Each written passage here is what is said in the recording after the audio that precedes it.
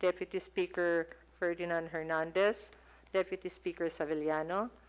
We have also Senior Vice Chairperson Ermita Buhain, Vice Chairperson Bautista Bandigan, Vice Chairperson Quaresma, Vice Chairperson Dasa, Vice Chairperson Garcia, Joette Garcia, Vice Chairperson Gasataya, Vice Chairperson Matugas, Vice Chairperson David Suarez, Vice Chairperson Tejada, Representative Balindong, Representative Bascug, Representative Verdado, Representative Carl Nicolas Cari, Representative Dagook, Representative De Los Santos, Representative De Loso Montalia, Representative Dimaporo, Abdullah Dimaporo, Representative Carlos T.D., Representative Guico, Representative Gulias, Representative Jimenez, Representative Ortega, Representative Plaza, Representative Kimbo, Representative Reyes, Representative Roman, Representative Hector Sanchez, Representative Singson Mihan, Representative Tambunting, Representative Sheena Tan, Representative Helen Tan, Representative Chanco, Representative Ria Vergara, Representative Villa, Representative Alonte, Representative Arlene Brosas, Representative Cabuchan, Representative Castello, Representative Colliantes, Representative Crisologo, Representative Culiamat, Representative Del Mar, Representative Sara Jane Elago, Representative Gaite, Representative Mark Go, Representative Herrera D, Representative Edsa Lagman, Representative Lusotan, Representative Manawag, Representative Mariano Hernandez, Representative Martinez, Representative Paduano, Representative Ramirez Sato, Representative Rivera, Representative Robes, Representative Rodriguez, Representative Salo, Representative Ruena Taduran, Representative Tolentino, Representative Tulfo, Representative Omali, Representative Unabia, Representative Ungab, Representative Veloso, and we have Representative Zarate. Total members now in Zoom is 57.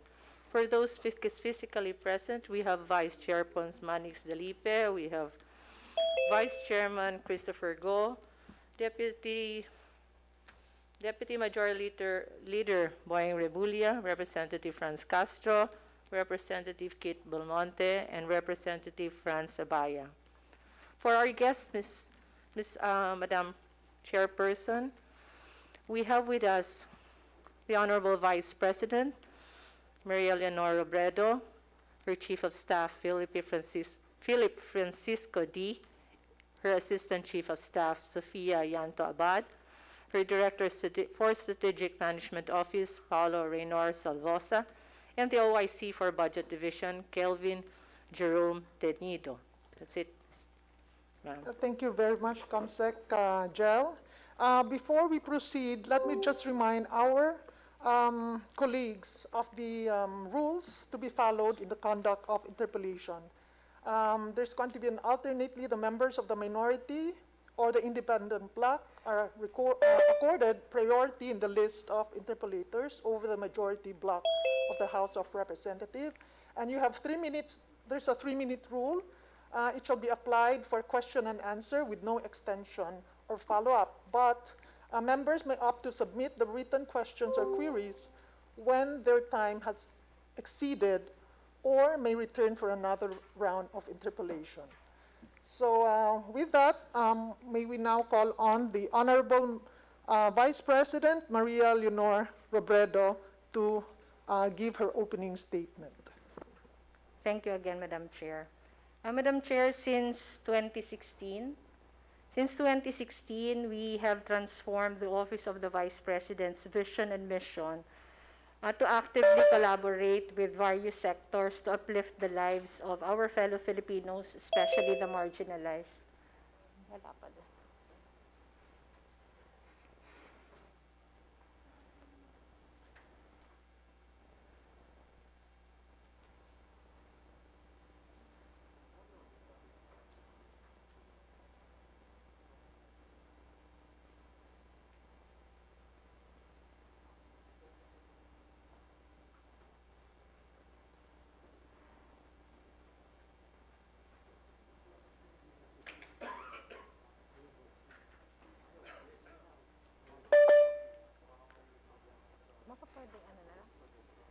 Madam Chair, we'll just do away with the visual presentation and just Yes, continue with go the ahead, statement. Madam. Thank you, Madam Chair.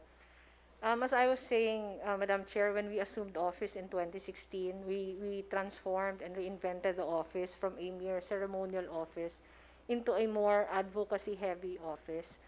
And since 2016, Madam Chair and members of the committee, we have been doing just that. We launched our flagship program, Angat Buhay, in October of 2016. And 4 years after, we have brought assistance to 558,000 families and individuals already. And our programs range from building school dormitories in remote areas to helping connect small-scale farmers and fisher folks to markets, to providing shelters to the to people like the IDPs in Marawi. With the onset of COVID-19 pandemic, we quickly shifted our focus to relief and response activities, addressing one gap after another, leveraging the same power of collaboration. In other words, Madam Chair and members of the committee, we are able to do the many things we have been doing because of collaborations with different private partners. As early as March, the Office of the Vice President with its partners have provided PPEs and food and care packages to frontliners. This has since expanded to shuttle and dorm services, not just in Metro Manila but also in Cebu province. We're also providing gadgets, community learning hubs, and instructional videos to help families and teachers cope with blended learnings. And this is under our Bayanihan Eskwela program. We have also launched a technology-based solution to restart jobs and livelihood. This is under our Bayani Hanap Buhay initiative. As early as May, we have also launched a technology-based app called Community Mart, and we have provided additional livelihood to small market small market vendors and tricycle drivers through our community mart initiatives. With our Bayanihan at Buhay, Your Honors, last week we launched a website where people looking for work and employers looking for workers can go for free. This week, we're launching another branch of our Bayanihan Hanap Buhay. And this time, this is for small vendors to provide them a venue for their goods online, and that is also for free. In essence, Your Honors, what we're doing is just trying to fill in the gaps. We are fully aware that our office is very small. We're very small, not just with the number of staff that we have, but we're very small in terms of resources. So we're making do with what we have. We have also appropriated funds for some of our operations. For example, Your Honor, in March, before we launched a donation drive, we have already appropriated 5.9 million pesos for PPE sets. But when we realized that that will not take us anywhere because 5.9 is too small to provide for the needs of our health frontliners, we launched a donation drive where we were able to solicit 61.5 million pesos. We also appropriated initially 5.3 million pesos for extraction kits, which we gave to our ITM.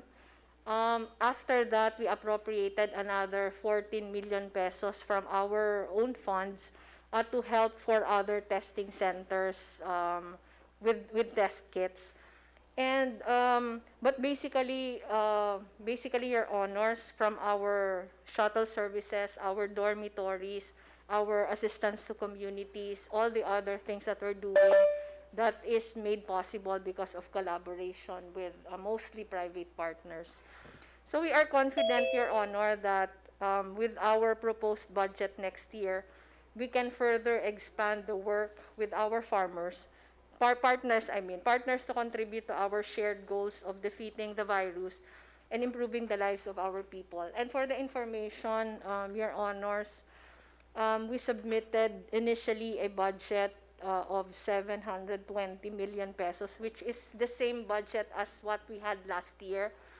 But what the DBM approved was only 679 million pesos.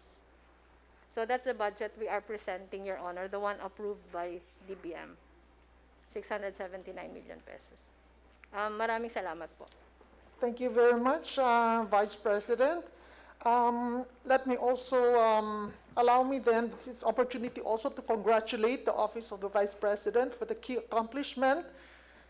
Even during or even before the pandemic, this office has successfully rolled out several initiatives that has helped alleviate poverty and empowered various sectors in the country. And also, you have garnered, I know, the highest audit rating from COA for the past 2 years. Nahiya lang siguro magsabi si Vice President, no? Because that would be blowing her own horn. So, we acknowledge that also, and this strongly shows OVP's capacity to deliver honest and liberal service to the people, even in the most difficult times. So now we proceed with the question and answer interpellation. First, let's call on the Minority Floor Leader, Bienvenido Abante.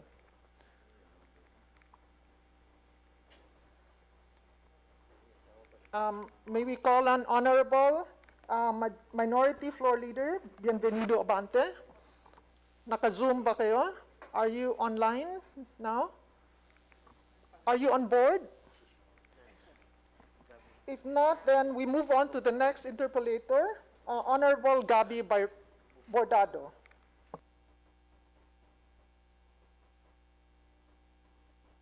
Thank you, yes. Mr. Chairman. Madam Chairman, thank you. Thank you. Naririnig po ba ninyo ako? Loud and clear po.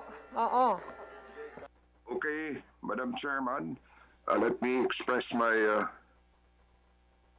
thanks to the committee and welcome to our Vice President, Her Excellency Maria Leonor Leni Herona Robredo. Madam Chairman, Go ahead, Kong Gabi. yeah, you mentioned something about the unqualified opinion of the Commission on Audit on, yes, the COA gave this unqualified opinion to the Office of the Vice President in 2019 and also in 2018, Madam Chairman. But ironically, the Office of the Vice President has, I think, the lowest budgetary allocation in the entire Philippine bureaucracy. It has been engaging in frontline activities against COVID-19. It has also launched livelihood, education, people empowerment, and other projects throughout the country, but still, its budget is still the smallest in the entire bureaucracy. Madam Chairman, in 2019 or 2020, according to the Vice President, the budget was 708.02 million pesos. And for 2021, the proposed budget of the OVP is 723.39 million pesos, but the Department of Budget and Management approved only the amount of 679.74 million pesos. Now, how can the Office of the Vice President ever sustain its initiatives given this minuscule appropriation? Okay, go ahead, Madam. Thank you, Madam Chair. Madam Chair, we make do with what we have.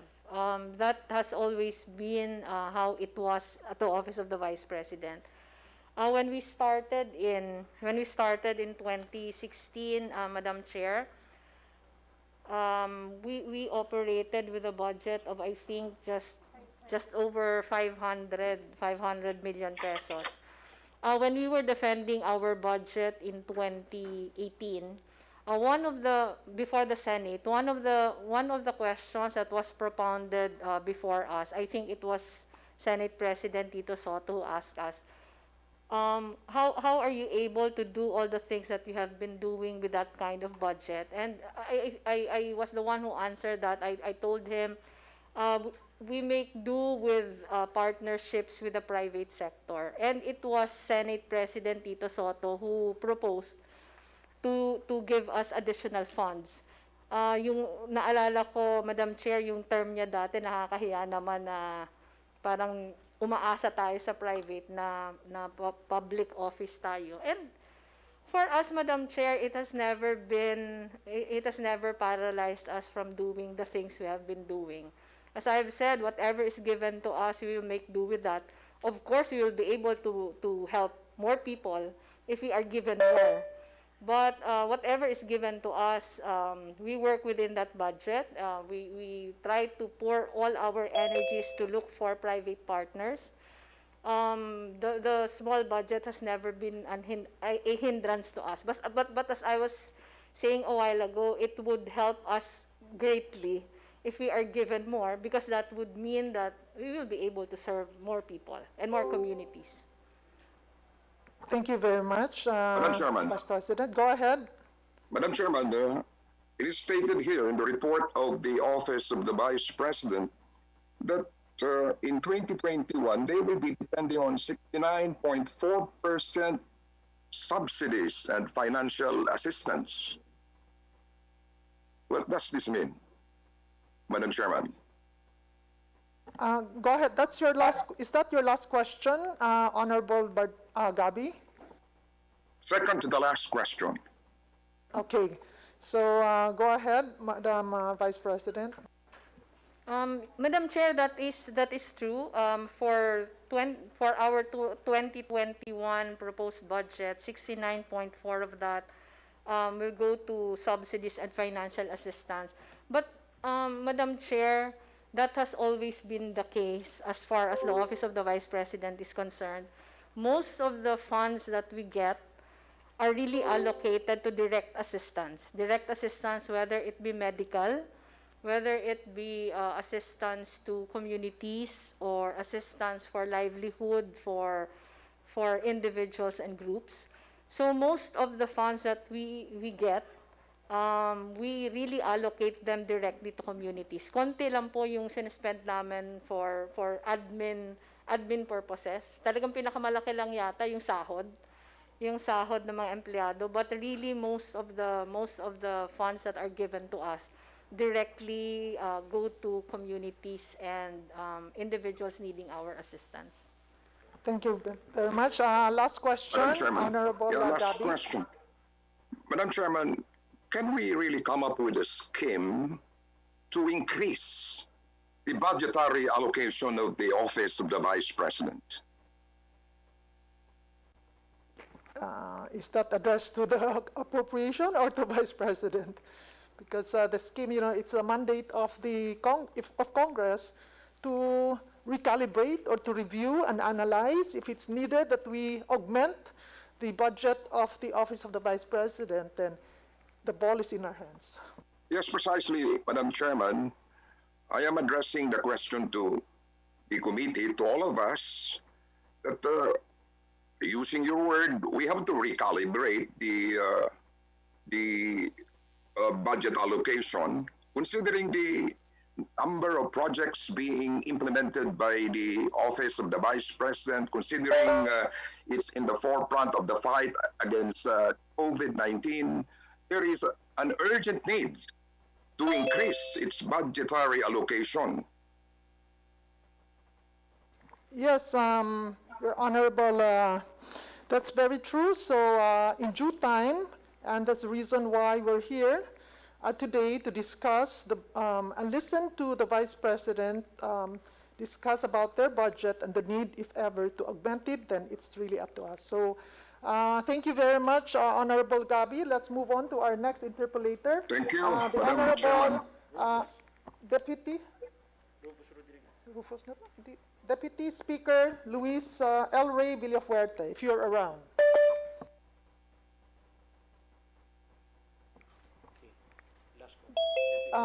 Last call, Deputy Speaker Luis L. Ray Villafuerte. Okay, so let's call on the next interpolator, Honorable Rufus Rodriguez. Thank you, Madam Chair, and may I greet the Honorable Vice President Lenny Robredo and all the officers and staff of the Office of the Vice President. Good morning, my dear colleagues and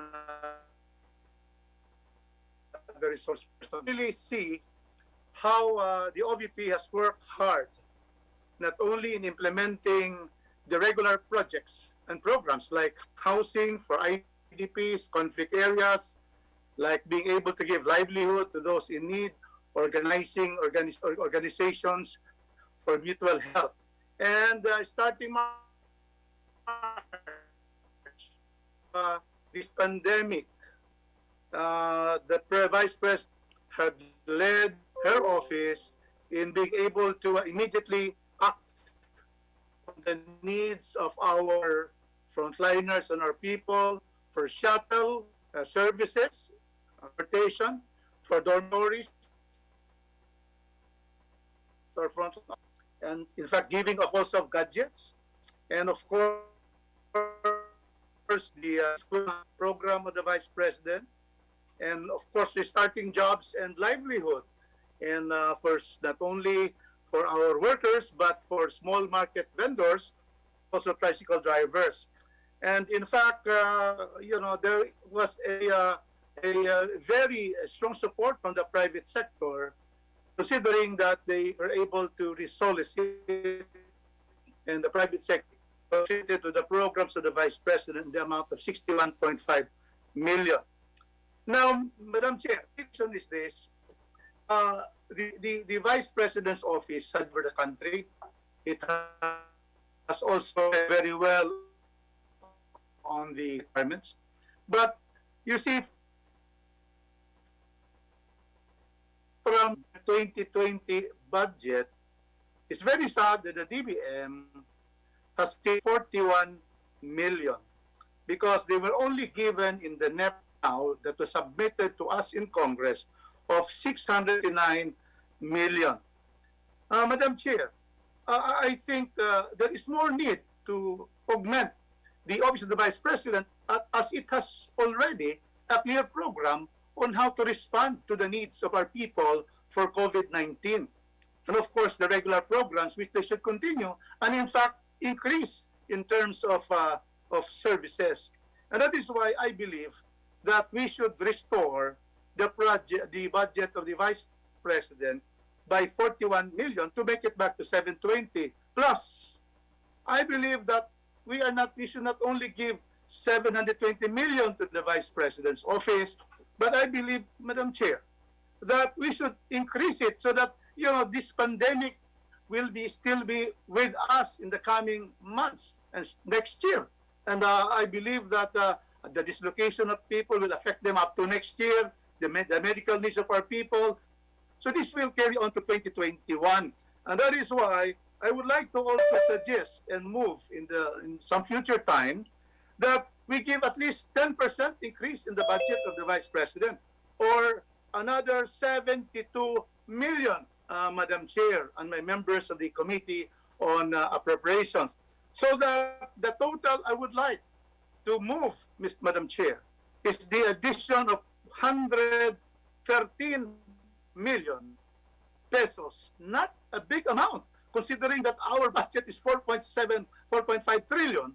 And we see the acts of the Vice President, her dedication, and with her office giving immediate aid, and we can see that and read that. And therefore, this should continue, and there will be more needs next year. So, Madam Chair, I would therefore ask the Vice President if she would agree that we are going to increase her budget by 113 million, restoring 41 million to the 769 million that is now in the NEP, an additional of 10% of the 720 million, or 72, 113 million. It's not much, Madam Chair. So may we ask the response of the Honorable Vice President? You know, the Vice President is always very prudent. He has always said that he can make do with any budget, but I think it should be upon us now to see her work and to be able to lend support to her work and to the office and be able to give her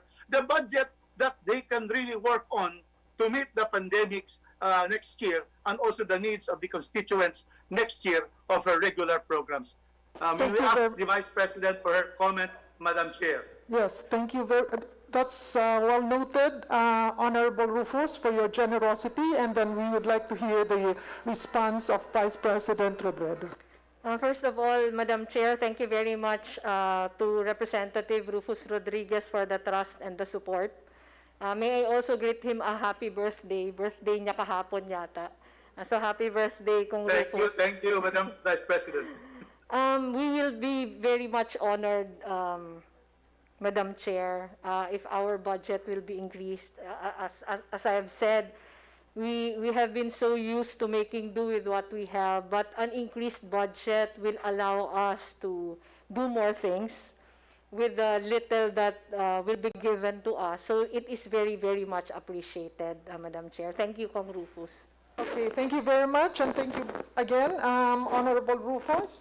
Next is from the minority. Let's call on Congresswoman Sara Ilago.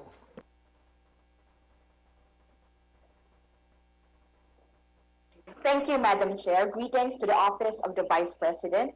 For my first question, having worked with the local garment and textile industry in the Philippines for the production of PPE suits, may we know from the OVP, what are your action and policy recommendations to help this industry face the economic fallout brought by the COVID-19 pandemic? Go ahead, Madam Vice President. Thank you very much, Rep. Sara. Actually, Madam Chair, we have several recommendations as far as engaging the local garment industry is concerned. From the very start, I think it was still April, we already pushed for local production of PPE sets, in the sense that at that time there was a very unsteady supply of PPE sets.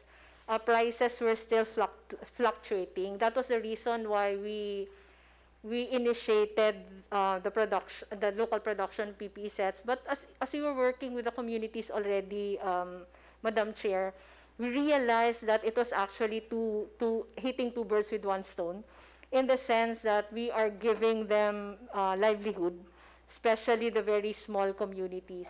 But Madam Chair, we have met with them, I think, less than a month ago. And one of the things that they were requesting is they are having a difficult time having themselves accredited. I don't know where the accreditation will be, if it is DTI or some other agency. But they said that they had the impression that there was a bias in favor of exporters, and our first recommendation, Madam Chair, is sana mas inclusive in the sense na the smaller you are, the greater the acceptability of the entire program should be, as far as you are concerned. Kasi ito yung mga maliliit, ito yung nahihirapan sumabay. So that is our first recommendation, to be more inclusive, not to give biases to the bigger players.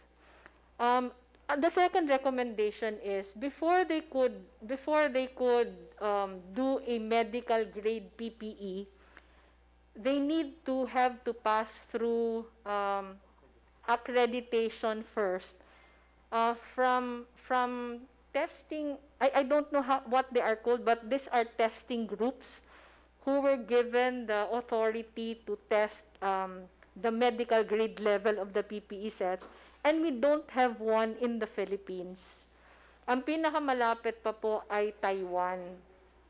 So pag ganon, mahihirapan sila, lalo na yung mga maliliit, mahihirapan silang magpa-test nung kanilang ginagawa kasi kailangan pang ipadala sa Taiwan for medical grade testing. So my recommendation, Your Honor, is sana magkaroon na tayo ng sarili natin. Sana kung kailangang i-train sila sa labas, i-train sa labas, pero magkaroon na tayo ng testing dito sa atin.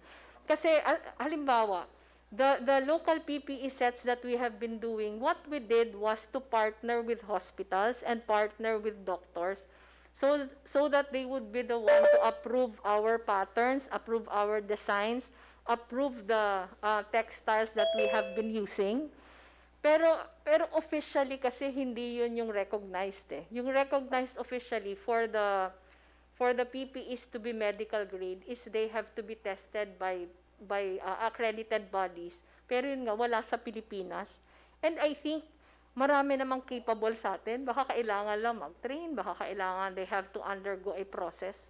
So yun sana ang dalawa. Hindi, ay yung pangatlo, ang pangatlo sana tulungan sila as far as capacity is concerned, yung mga maliliit.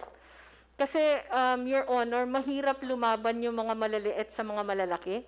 Halimbawa, kami, Your Honor, we have been personally visiting the communities, sewing our PPE sets.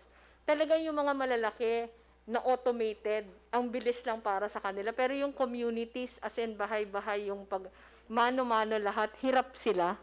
So sana matulungan to capacitate kasi this is a very big opportunity. Kahit hindi local yung demand, kahit sa ibang bansa pwede tayo mag-supply basta matulungan lang. So i-summarize ko lang ulit, mas maging inclusive. Sana magkaroon na tayong sariling magte-test. Saka yung pangatlo nga, i-capacitate yung mga maliliit.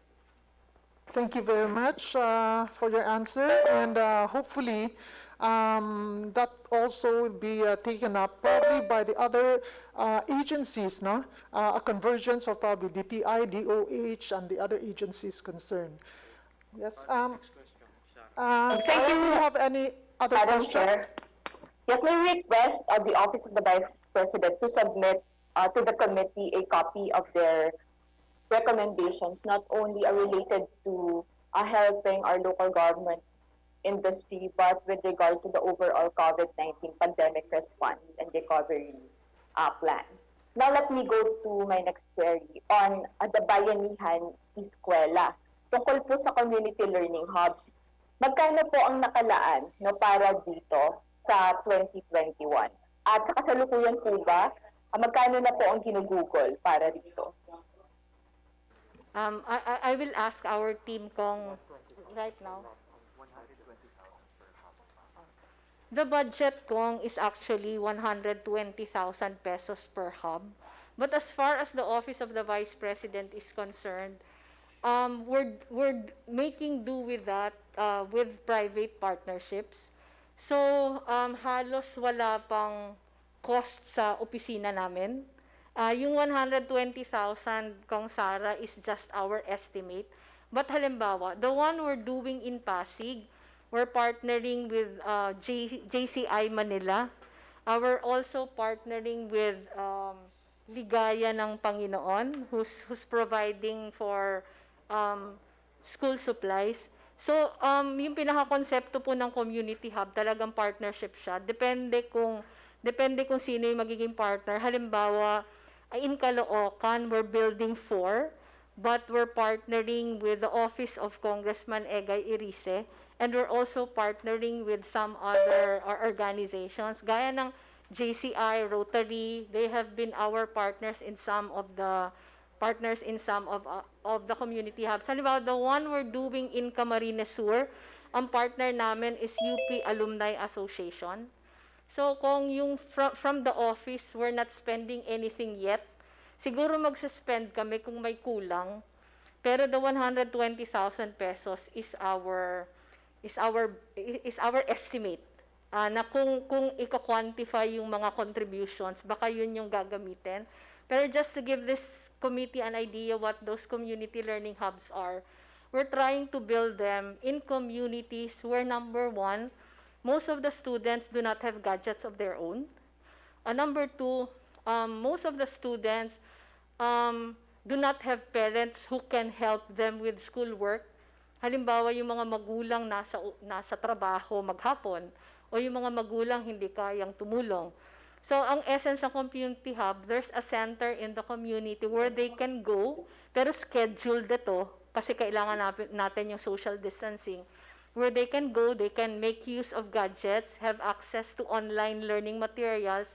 There are printers where they can download worksheets or download their lessons, print their lessons, and there are tutors available for difficult learners. In fact, kung last Saturday, our first batch of tutors whom we trained graduated already. 179 tutors graduated. These are for the initial 12 community hubs that are in the first batch. So ano talaga to ko? Kaya siya Bayanihan Eskwela kasi talagang tulong-tulong. Halimbawa, with the trainings, ang partner namin ay AHA Learning Hub, Hobby. Ito yung mga NGOs na education, yung advocacy. Sila yung nagte-training. So kami, yung pinaka-investment namin, Laway. Kami yung nagpupul ng iba't ibang organizations together. Pero as far as yung gastos ng pera, wala pa po kaming gastos galing sa opisina. Thank you very Madam much. Chair, we will raise this pressing need for conducive learning spaces before DepEd as well. Now down to my last question, Madam Chair.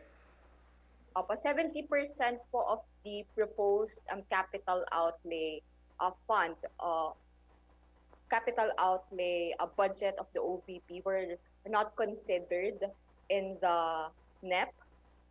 Ano-ano po ang mga items na ito, Madam Chair? Go ahead. Thank you, Madam Chair. Yung pinaka-bulk po talaga ng capital outlay proposal namin, parang yung 6 na sasakyan na hindi na namin nagagamit kasi hindi na umaandar, papalitan sana. Tapos the rest of that ay IT. Ang na-approve lang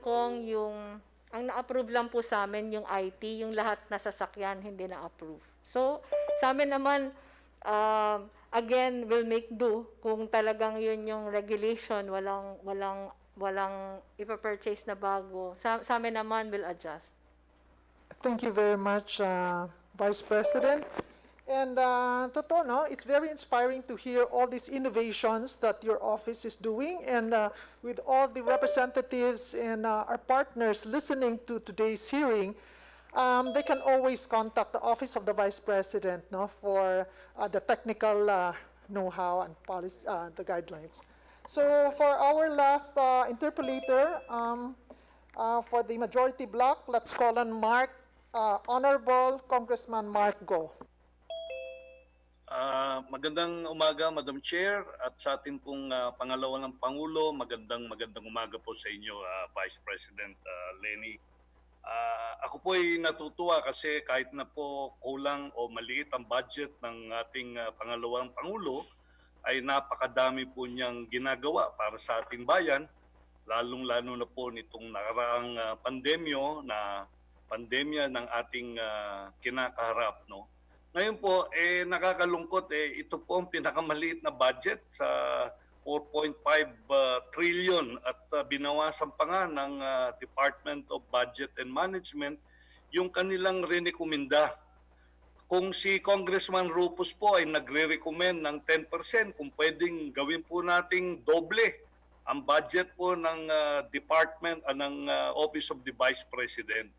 Lalo po siyang makakatulong sa ating bansa kung bibigyan po natin ng sapat na pondo. At yung pong aking narinig na yung pagbili lang ng sasakyan ay inalis ng DBM, nakakalungkot po. Vice President po yan. Yung pong pangalawang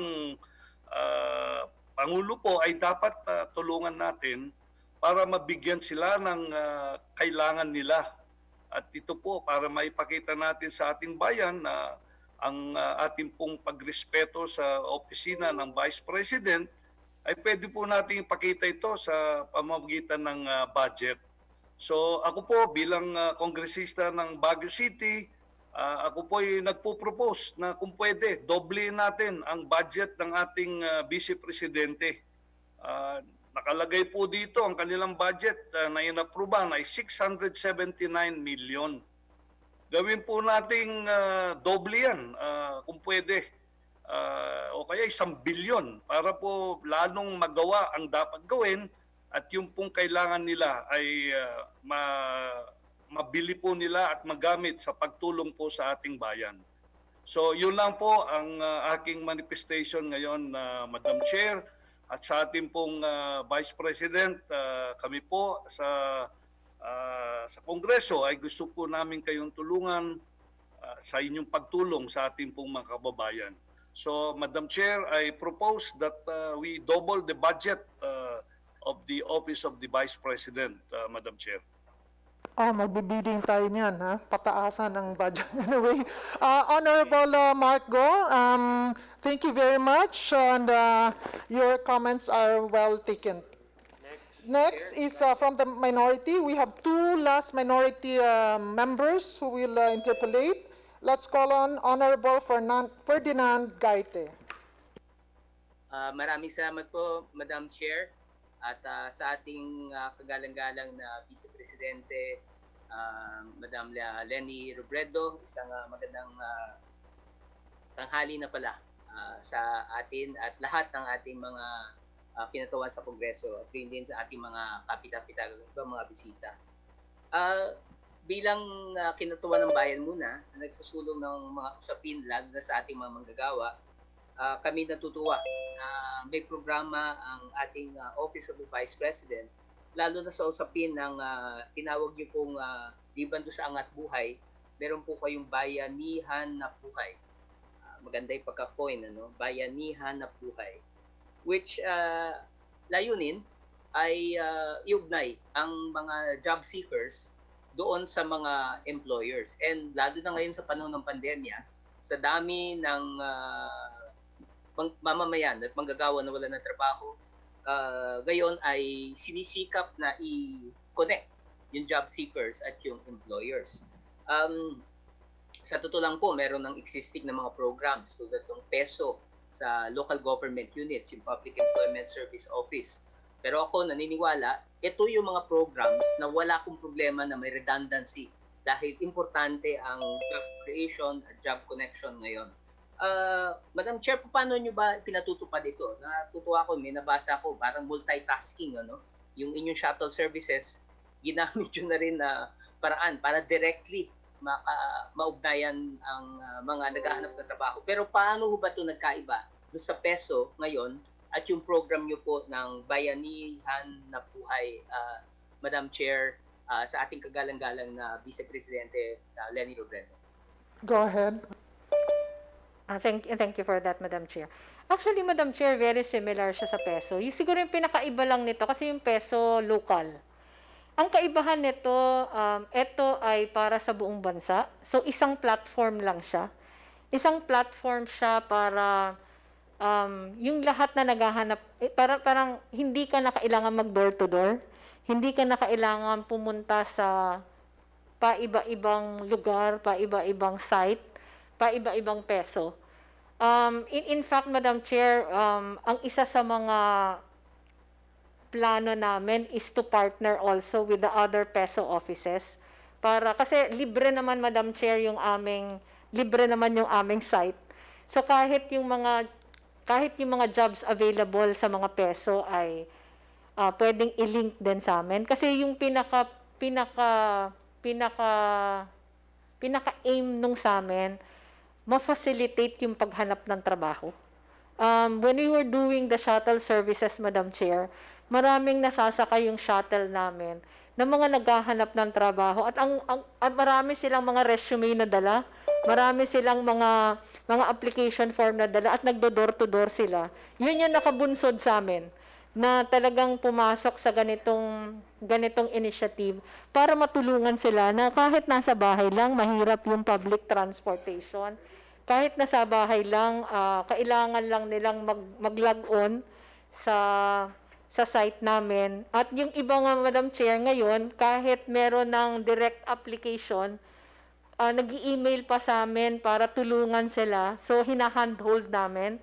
Tinutulungan kung paano mag-apply. We're also hoping to incorporate a training program. Kasi yung ibang mga jobs na available ay may special skills na required. Pero ito kasi, Madam Chair, this will come later kasi naghahanap pa kami ng partner. Kasi wala naman kaming expertise dito sa trainings na to. Pero it is one of our dreams na sana magkaroon din kami ng training program na kahit online, parang certification program siya. To help them qualify for jobs available. Kasi tingin namin, Madam Chair, napakahalaga ngayon yung retooling of skills. Kasi kung tingnan natin, at least yung nasa amin, as of Saturday, meron kaming 3,944 jobs available. Pero ang iba sa kanila may special skills na kailangan. So, we hope that ultimately we can also do the training program. Tingin ko, Madam Chair, to the question of Kong Gaite, yung kaibahan, siguro mas comprehensive yung mga peso. In the sense na ako, very familiar ako sa peso office ng Naga. Yung peso office ng Naga talagang meron ng mga trainings na available for particular skills. Yung sa amin, wala pang trainings available. Yung sa amin talagang parang site lang siya. Site lang to facilitate job hunting. But as I've said, we want it to be more holistic. We want it to be more comprehensive. So hopefully this month or next month, ma-incorporate namin siya ng ibang aspects to help the job seekers. Thank you very much, Vice President. In fact, you can also work with TESDA, di ba? On this particular program, you provide them with the necessary guidelines or, the protocol that you want. Okay, Kong Gaite, do you have any other questions? Actually, yun lang po yung actually mga pinakamayor na tanong. Dahil, Madam Chair, we laud the programs and projects of the Office of the Vice President, no? Considering na napaka-meager nga ng budget ito, ay malaki ang impact sa mga ordinaryong mga mamamayan mula sa provision nga ng shuttle services na banggit, yung PPEs, at iba pa, even how to develop yung ating micro, small, and medium enterprises na right now, we're very dependent sa imported na materials. So talagang dapat aralin talaga kung paano maging self-sufficient tayo, lalo na provision ng PPEs. So tama po, ay sang-ayon ako dun sa mga nauna sa aking mga kinatawan na binabahagi yung napakaliit na budget, 679.7 million, Office of the Vice President. This is too meager, masyado itong maliit. Ako'y sumasang-ayon sa naunang nag-interpellate si Congressman Marco na sa minimum ay 1 billion o kahit doblehin ang budget para mas makatulong sa ating mga mamamayan sa panahon ng pandemya, ang usapin sa health ng mga issues, kasama na rin yung mga socio-economic problems na hinaharap ng mamamayan. Ako'y sumasang-ayon sa mungkahi na takihan pa ang budget ng Office of the Vice President. Maraming salamat po, Madam Chair. Maraming salamat po sa ating kagana-gana. Thank you very much, and duly noted. And for our last interpellator from the minority, physically present here is Honorable Franz Castro. Thank you, Madam Chair. Magandang hapon po sa ating Vice President Leni Robredo. Ako po, Madam Chair, ay nai-impress dun sa mga programa ng ating OVP despite the meager budget that the OVP has. And also, Madam Chair, yung pagiging humble po ng ating Vice President ay nakita naman na nagpunta pa siya rito na para i-depensa yung kanyang budget. At syempre, nakita naman natin yung siya mismo yung nagpapaliwanag dun sa mga ginagawa ng kanyang OVP, Office of the Vice President. So, Madam Chair, sa pansin ko lang sa budget, pinakamaliit na budget ito na ngayon, 2021, samantalang ito yung second highest official of the land. Okay? So parang hindi niya deserve o hindi deserve ng Office of the Vice President yung ganito kaliit na budget considering yung mga yung OVP ay working Vice President, si Vice President Leni Robredo, no. So sinususugan ko, Madam Chair, yung mga proposed yung mga mungkahi po ng ating mga kasamahan, dahil tayo rin naman po yung power of the purse later on, at tayo rin po yung magde-decide. So sinusugan ko po yung panukala na dagdagan, doblehin, triplehin ang budget ng OVP para po mas lalo pong marami yung matulungan at mas lalo pong marami ang magawa ng opisina ng OVP. Thank you very much po, Madam Chair. Magandang hapon sa ating lahat ulit. Salamat. Madam Chairman, Madam. Yes. But before you make can I just say, in view of the OVP's remarkable performances, it is incumbent upon Congress to ensure that the Office of the Vice President will receive adequate allocation in 2021.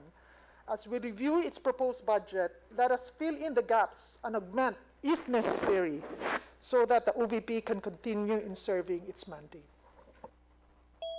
Madam Chair. May I? Yes, go ahead, Vice Chair Max.